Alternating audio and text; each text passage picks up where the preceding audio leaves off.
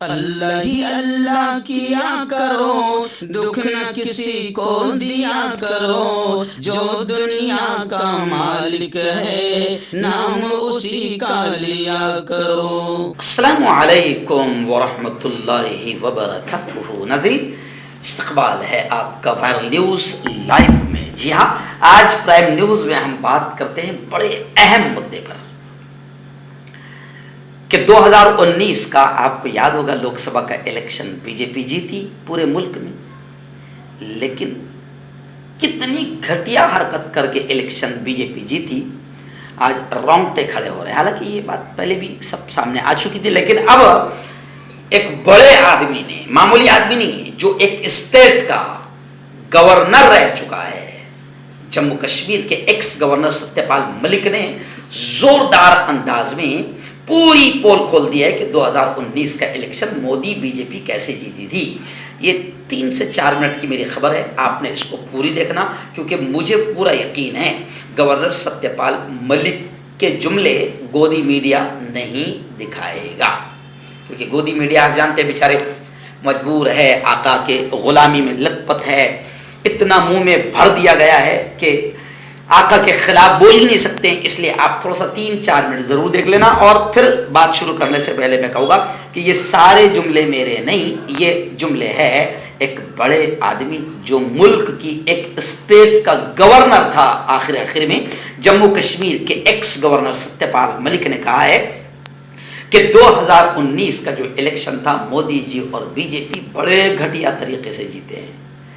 जरा भी शर्म नहीं आई, फौजियों की लाशों पर 2019 का इलेक्शन मोदी जी ने और बीजेपी ने लड़ा। और यही नहीं, सत्यपाल मलिक ने आगे ये भी कहा कि अगर उस पुलवामा हमले की जांच हो जाती तो राजनाथ सिंह को इस्तीफा देना पड़ता उसी वक्त, और कई बड़े बड़े ऑफिसरों को जेल में जाना पड़ता था, लेकिन उस वक्त इन लोगों ने जांच नहीं कराई। सत्यपाल मलिक ने पहले भी दावा किया था कि पुलवामा हमले के फौरन बाद उन्होंने वजीर आजम नरेंद्र मोदी को इसकी जानकारी दी थी, लेकिन अफसोस कि मोदी ने मुझे खामोश रहने के लिए कहा था। एक बार फिर इसी बात को सत्यपाल मलिक ने दोहराते हुए कहा कि वजीर आजम अपनी जिम कार्बेट में अपनी शूटिंग कर रहे थे। जब वो वहाँ से बाहर आए तो मुझे फ़ोन आया, मैंने उनसे कहा कि साहब, मोदी जी, हमारे फौजी मारे गए हैं और वो हमारी गलती से मारे गए हैं। इस पर मोदी ने मुझे खामोश रहने के लिए कहा और इस सिलसिले में बात न करने की हिदायत दी। खामोश रहना, मुंह मत खोलना कि हमारी गलती है। फिर वही वो कहते हैं कि जम्मू कश्मीर के पुलवामा में 14 फरवरी को, आपको याद होगा और मुझे भी याद है अच्छे तरीके से, क्योंकि मैं कहीं से बयान करके आ रहा था उस वक्त, एयरपोर्ट पर सब खबरें चल रही थी। जी हाँ, और अनभक्त गोबर भक्त उस वक्त भी मोदी जी की वाहवाही में लगे हुए थे। उन्होंने कहा कि जम्मू कश्मीर के पुलवामा में 14 फरवरी 2019 को सीआरपीएफ के काफिले पर जो दहशतगर्दाना हमला हुआ था उसमें हमारे 40 जवान शहीद हो गए थे। वो कहते हैं कि इस हमले पर उस वक्त भी कई सवाल उठाए गए, लेकिन मोदी और मोदी सरकार ने खामोशी इख्तियार कर ली थी, और मैं बताने जा रहा था तो मुझे भी खामोश रहने की धमकी दे दी गई।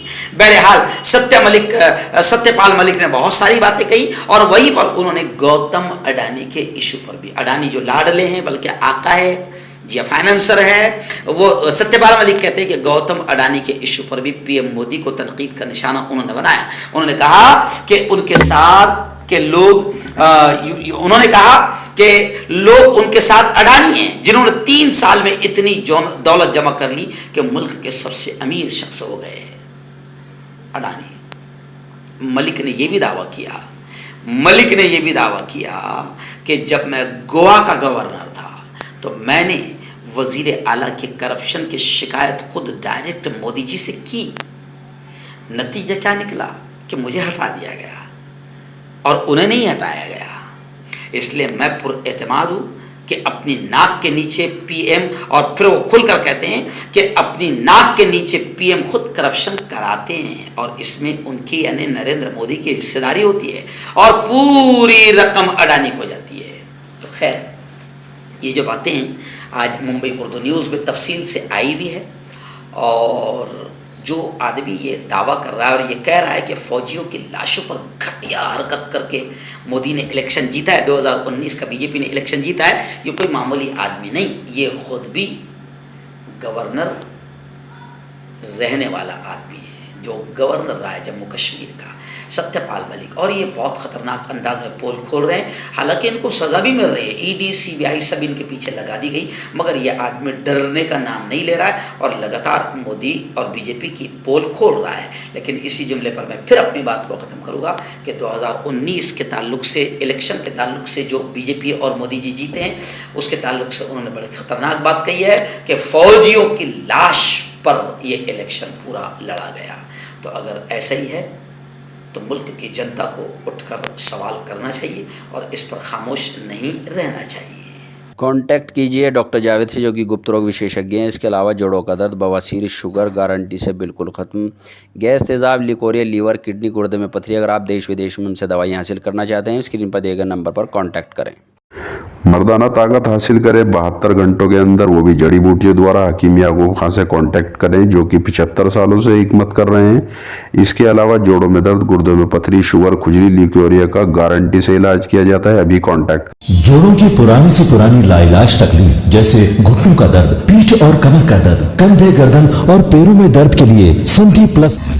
क्यों होता है जोड़ों में दर्द? क्यों रहती है जोड़ों में जकड़न? क्यों हो जाती है जोड़ों में सूजन? क्यों बन जाती है जोड़ों में गांठ? क्यों थम सी जाती है जिंदगी?